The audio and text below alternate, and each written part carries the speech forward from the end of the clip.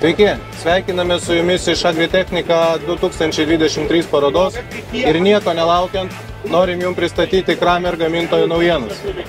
Tai yra visiškai atnaujintas KT276 modelis. Iš esmės yra atnaujintas vidus. Galime pradėti nuo atnaujintos konsolės. Dabar visas valdymas perkeltas į dešinę pusę, kas iš tikrųjų yra labai patogu.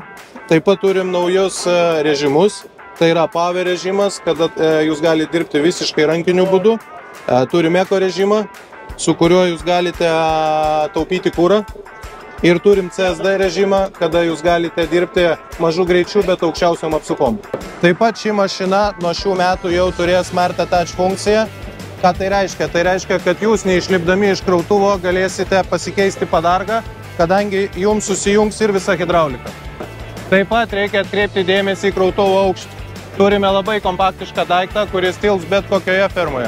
Naujinta 8 serija, tai yra naujieji ratiniai krautuvai, kurie taip pat, kaip ir prieš tai minėtas krautuvas, turi naujus vairavimo režimus.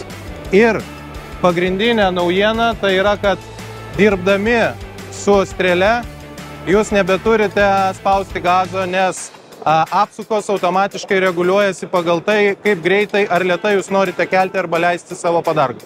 Taip pat norime jums pristatyti nulinės emisijos krautuvus, elektrinius krautuvus, kurie puikiai tinka darbui fermose. Su jais pilnom apkrovom galite dirbti daugiau nei 3 valandas. Štai tiek turime naujienų iš Kramerio.